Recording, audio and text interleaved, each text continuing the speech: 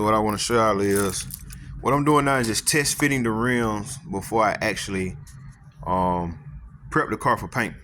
So what I always do is I put the front two wheels on. That way you can get a true and accurate fit of how the car sit on all four.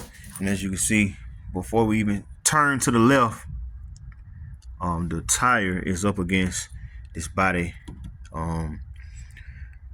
valence piece right here, and then a fender on the inside there is going to hit there as well. So normally what I would do is just mark it and then use a cutting disc and trim it out, and then, you know, clean up the rough edges. But because I've done this several times, I can just I'm just going to look at it and then cut it, and then I'll just clean up the rough edges after I get everything mocked up where I have full clearance. All right, now with the wheel off, you can see how it's cut now, and I got it shaped up there. Move this light. So you see where I cut it, round it off here. Then this existing piecing from the old fender, I'm gonna cut this off, this piece here, which is the original fender, the metal piece, so that this here is the only thing showing. And a lot of time when you're making your turns, to go in here and clear. I got a pet peeve of rims rubbing and scrubbing when I'm driving. Also, when I said I'm gonna notch the front and the rear, on the front, so this plastic piece, I'm just gonna come across right here, make a nice clean cut all the way across to kind of follow that body line of the fender well.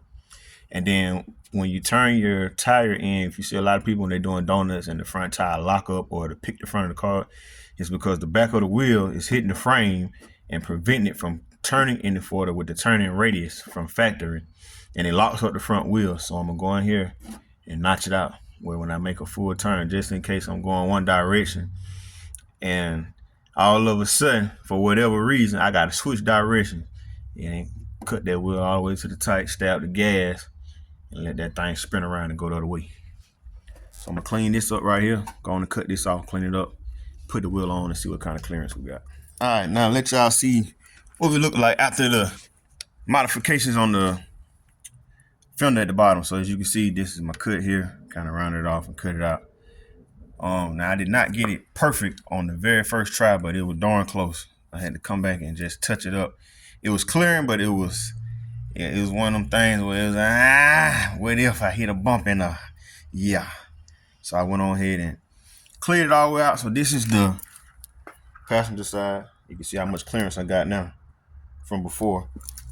And you walk around, this is the driver's side, and it's clear as well. Same style cut. And you see how much space we got in between there. So what I will do is I will set the car down on the ground and let y'all see how much clearance it is on the ground. Normally, we would put like a coil spacer in the spring to bring the front up like an inch and get a little extra clearance in here, but I want the car to sit kind of low and level for the way I'm gonna set the suspension up, similar to like a no prep style suspension setup. So I kind of want the car to have a certain stance. So I'm gonna get it on the ground. We're gonna see the clearance on the ground, and then I'll get the back wheels on so we can see what kind of backspace we have to see what we have to do on the frame. All right, so moving right along, I'll show y'all what we got. Check it out. So we're in the back of the car now. As y'all can see, we got a frame notching going on. We got a section notched out here, and you can see I'm working on this spot right here. So most of the time, if y'all want your rims to do a direct bolt directly to the drum hub, whatever you want to call it, almost 100% of the time, the back side of the rim is going to hit the frame right here in this curve area. This area where it runs straight right here, almost will be clear the majority of the time. And then right when you get into this area right here, the back of the rim will hit right here.